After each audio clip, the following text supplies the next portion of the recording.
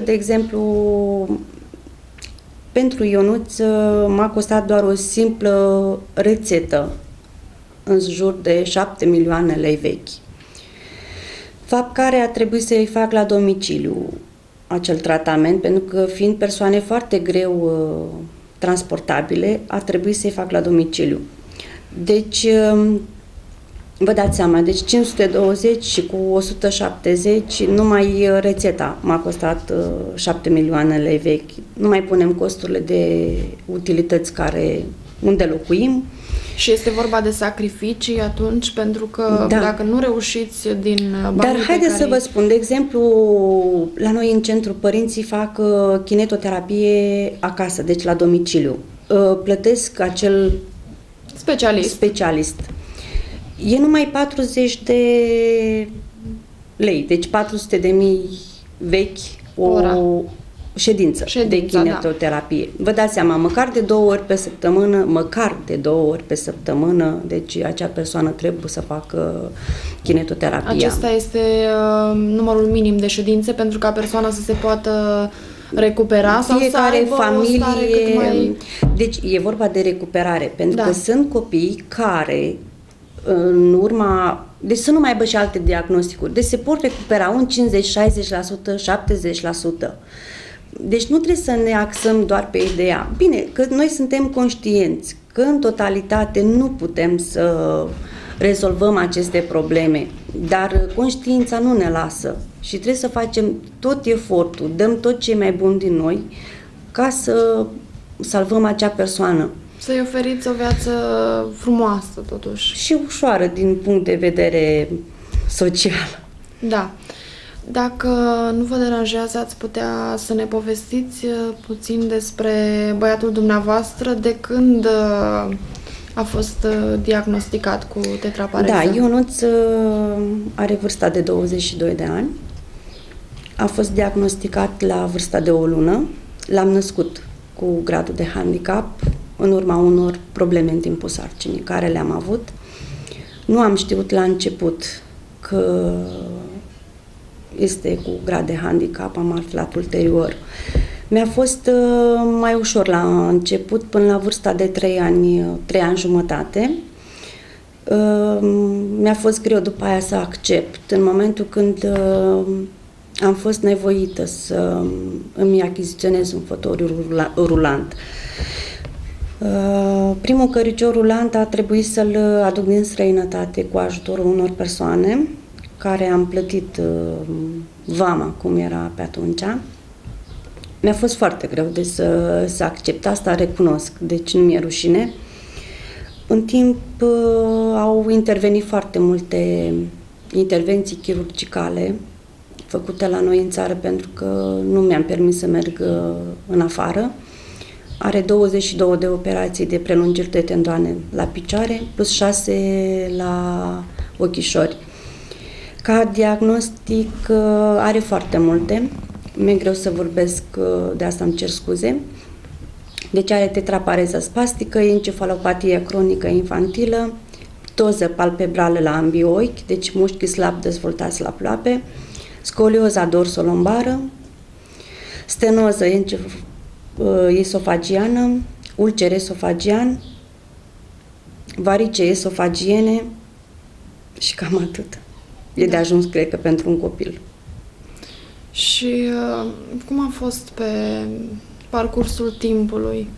Când ați reușit să vă acomodați cu ideea și când v-ați hotărât să luptați, să faceți tot ce e posibil? Bine, bănuiesc că din prima clipă, dar cred că ați trecut printr-o serie de schimbări interioare, ca să spun așa.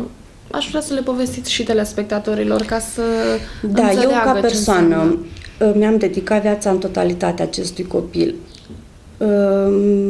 În puține cuvinte, aș vrea să spun pe înțelesul tuturor că am renunțat la viață, am renunțat la tinerețe, am renunțat la carieră, am renunțat la o facultate, dar pentru acest copil. Și aș putea spune că nu chiar la familie. M-am divorțat de tatălui în primul rând, pentru că într-o familie, dacă nu e unită, și suportul nu e pe umerii la ambii părinți, este foarte greu să depășești de unul singur. Eu, în schimb, mi-am luat viața în propriile mâini, nu mi-am abandonat copilul niciodată și am dat tot ce a fost mai bun pentru mine, cu toate că mi-a fost greu. În schimb, am avut suportul familiei mele, părinți, soră, chiar și unii prieteni mi-au fost alături întotdeauna. Bineînțeles, în timp mi-am făcut mult mai mulți prieteni, am fost ajutată măcar cu un sfat, cu o idee sau măcar să mi se ridice moralul, ca mamă în primul rând. Spuneați la un moment dat că ați întâmpinat unele probleme când ați vrut să-l înscrieți la școală. Da. Așa era atunci. Cum este acum? Mai sunt cazuri în care, deși există o lege pentru asta. Este o lege. Foarte multă lume nu percepe realitatea, adevărul. Într-adevăr, adevărul doare. Dar de multe ori părinții sunt acei oameni, acei părinți care decid soarta acelor copii cu handicap.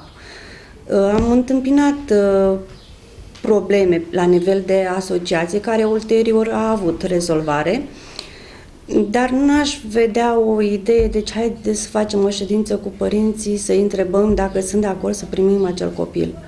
Am mai avut un caz la o serbare într-o altă locație, unde acel copil, bine, nu avea grad de handicap cu tetrapareză, avea un diagnostic asociat pe lângă handicap, a fost alungat de la acea serbare. Deci sunt cazuri dureroase. Sau, de exemplu, ne-am întâmpinat chiar eu personal să merg la sponsorizări și să fiu luată în derâdere sau fiind, cum v-am mai spus și mă repet, considerată ca o cerșetoare. De către cine? De la personalități de la noi din Roman. Deci nu dăm nume, nu dar dăm putem nume, să nu spunem nimic. Ce fel de persoane au. Oricum e o persoană dintr-un partid politic, o persoană care are foarte multe afaceri în diverse domenii.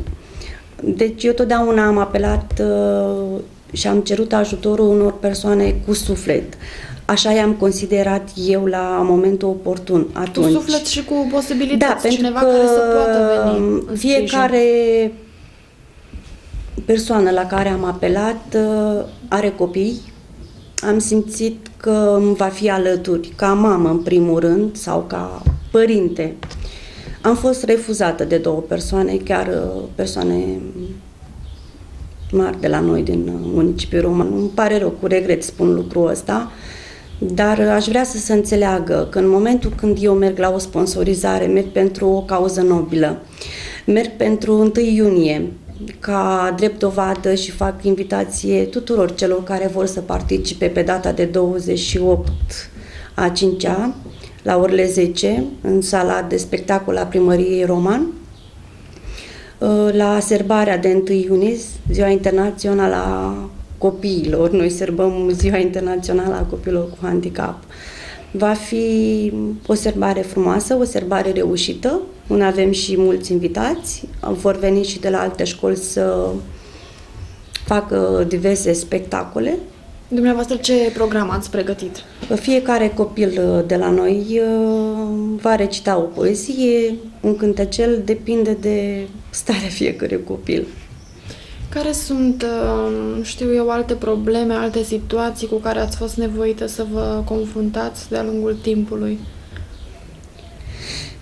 Eu pot să spun că m-am confruntat chiar cu foarte multe probleme în decursul anilor, dar fiind optimistă, deci le-am rezolvat cât am putut. Cel mai mult mă deranjează și mă supără, și nu-mi pare rău că spun lucrul ăsta, sistemul sanitar. Deci, Ionuț fiind cu atâtea boli luna viitoare, la începutul lunii viitoare, va suporta o intervenție chirurgicală foarte mare, dar, din păcate, un simplu aparat care nu este la noi în Moldova, trebuie să mă deplasez la Fundeni, la spitalul de la Fundeni, să fac Nu știu exact cum se cheamă în termen medical, care are o denumire mai sofisticată. Dar de ce este nevoie de această intervenție? Fiind totul pe esofag, e puțin mai dificil și fără acel aparat nu putem să mergem la acea operație care este foarte urgentă, spus. Și bănuiesc că este costisitoare? Da, este foarte costisitoare. Ne puteți o spune intervenție. suma? Nu știu exact costul, Aproximativ? oricum peste 400 de mii, cred că peste 40 de milioane lei vechi. Bani pe care... Da, bani care sunt foarte greu de strâns. Vă dați seama, dintr-un simplu salar și o mini-pensie de handicap. Este foarte greu, pentru că, de exemplu, și la noi în Roman sunt medici foarte buni. Eu ar trebui să mă deplasez cu Ionuț la un alt spital din Iași pentru a-i face endoscopia. Am mers la un spital privat, pentru că acolo mi s-a oferit o șansă de a mă ajuta pentru a Ionuț și a face acest endoscop. Costurile au fost chiar foarte mari. De exemplu, doar o simplă sedare a costat 350 de lei, deci 3 milioane 500 lei vechi. În totalitate am ajuns aproape de 700 de mii. Deci a fost nevoie să fac pasul ăsta. Pentru că altfel nu știam ce diagnosticuri se vor pune ulterior. Este dureros să afli că propriul tău copil e așa, dar asta este situația. Trebuie să ne punem putere și să depășim toate momentele.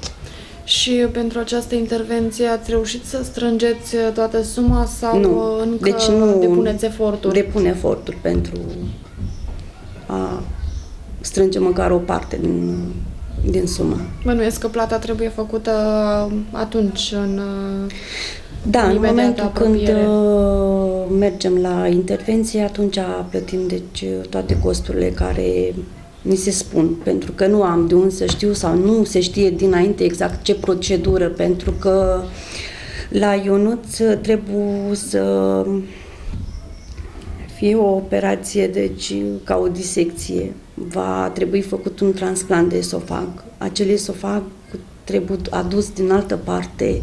Deci e foarte dificil și greu să suporți ideea. Și mi-e foarte greu să și vorbesc totodată de acest caz. Vă înțeleg. Spuneați mai devreme că atunci când Ionuț era mai mic și a suportat 22 de intervenții chirurgicale, pe toate le-ați efectuat aici în țară, pentru că nu ați avut posibilitatea să plecați în străinătate. Dar dacă ați fi avut posibilitatea, ați fi ales străinătatea, din ce motiv? Da, pentru că în afară, deci persoanele cu handicap sunt văzute altfel. Sunt persoane independente. Le se oferă mult mai multe șanse decât la noi în România. De ce vă spun asta? Pentru că am avut ocazia să merg într-o excursie în afară. Am stat de vorbă cu persoane cu handicap adulte, beneficiau de cărucioare electrice, care se puteau deplasa să-și facă piața, să meargă să facă, o plată a unei facturi, pe când la noi nu se acordă, deci, un fotoliu rulant normal, simplu. Nu mai punem și alte probleme. Pe când în străinătate, deci, nu se acceptă șpaga. Alt cuvânt mai potrivit nu văd. Deci totul e... Bine, nu putem să spunem șpagă, e un cuvânt urât, dar asta este sistemul. Și văd ceva normal până la urmă, că fiecare dintre noi, pentru a fi bine văzut, pentru a ni se vorbi frumos, pentru că contează foarte mult când o altă persoană vorbește frumos, cu duioșenie, cu o vorbă caldă, depășește altfel acel moment de tristețe. E o durere mare oricum.